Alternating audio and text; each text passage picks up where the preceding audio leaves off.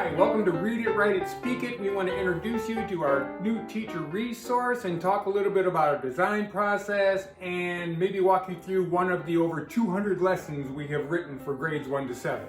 A little introduction. My name is Sara Holbrook. This is Michael Salinger, and we are the authors of over 20 poetry books together and separately, and I have one novel, and we are writers. And Michael has a dozen plays, and we have spent the last 15 years working primarily in overseas schools, which have a very high percentage of English language learners. I think it's almost closer to 20 years by now. Do we want to admit that? A basic tenet of our philosophy is that we start very simply, and then we add through incremental versions more sophistication. This contrasts with a lot of programs that have kids dissect complex mentor text and then try to replicate it. This is an overwhelming obstacle to striving or English language learners. It's like hitting them with a fire hose. So let's take a look at our lessons. Let's go. Okay. So these lessons are designed to run 15 minutes each day.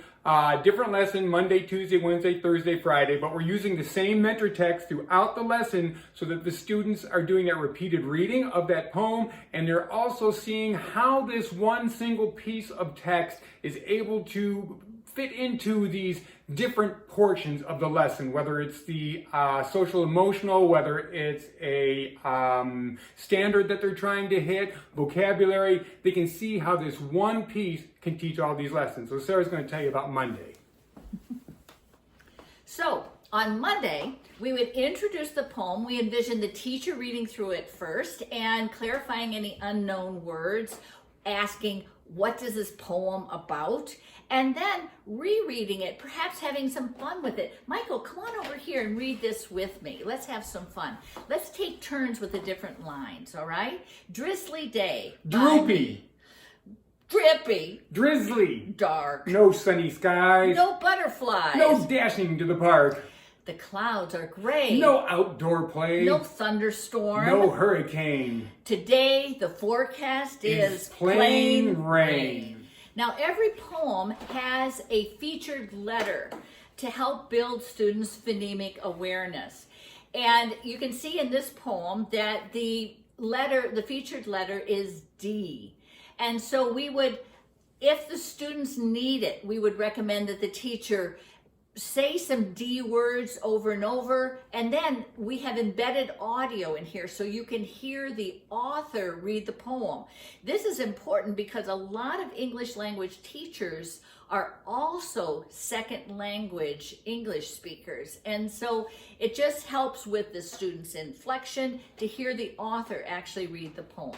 On Tuesday, we revisit the poem, but this time we take a look at the vocabulary words. Here we've picked out some words that we think might be challenge words for our English language learners, and we believe that this should be a discussion-based sort of conversation, not a fill out a sheet and write a definition. So we're going to talk about the words. We're going to talk about the word meanings, maybe some of their extensions. We're going to discuss the different word choice that the author has made. And we like to get up and move around. So maybe we'll act out the words, have the students speak this to each other. They talk to each other and they try using the new vocabulary words that they've discovered.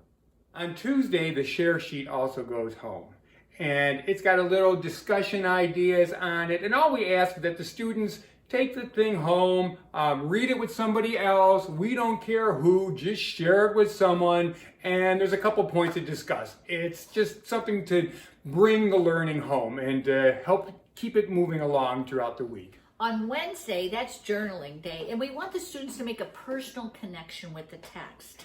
And they can respond using one of the prompts that we've given them, or these are to get them started, not to hold them back. If they have a better idea, they can write about that, or they can draw a picture and make a caption.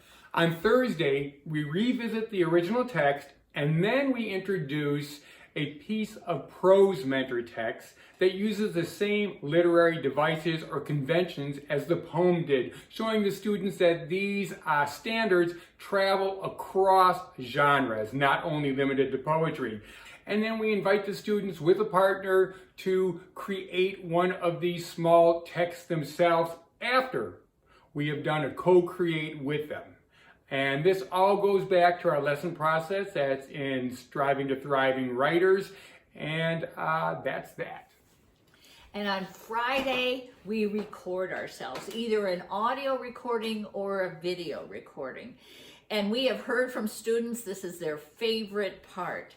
And we always give them one little tip for how they might improve their performance. In this case, we're saying, show the feeling of how you feel about a rainy day in your voice.